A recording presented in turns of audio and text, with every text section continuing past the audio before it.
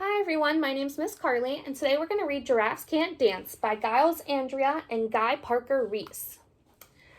Gerald was a tall giraffe whose neck was long and slim, but his knees were awfully crooked and his legs were rather thin.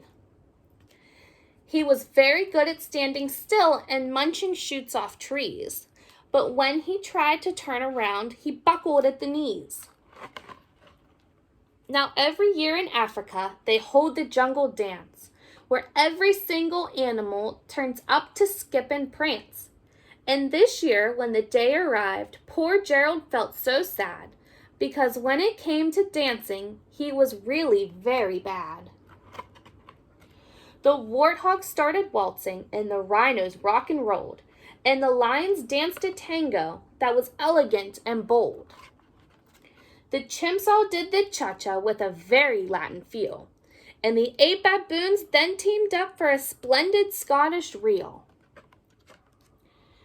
Gerald swallowed bravely as he walked toward the floor, but the lions saw him coming, and they soon began to roar.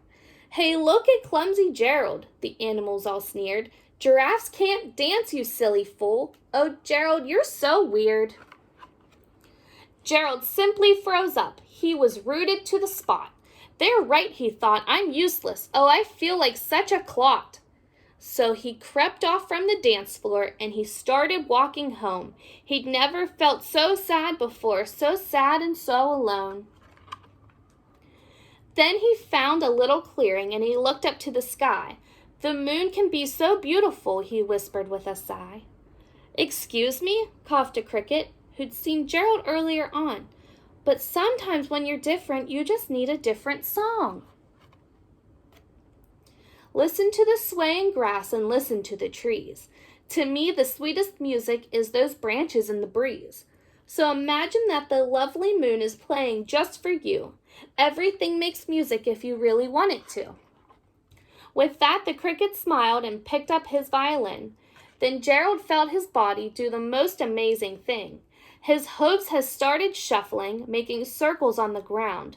His neck was gently swaying and his tail was swishing around. He threw his legs out sideways and he swung them everywhere. Then he did a backward somersault and leapt up in the air. Gerald felt so wonderful, his mouth was open wide. "I am dancing, yes, I am dancing, I am dancing," Gerald cried. Then one by one each animal who'd been there at the dance arrived while Gerald boogied on and watched him quite entranced. They shouted, "It's a miracle! We must be in a dream. Gerald's the best dancer that we've ever seen." "How do you learn to dance like that? Please, Gerald, tell us how." But Gerald simply twirled around and finished with a bow.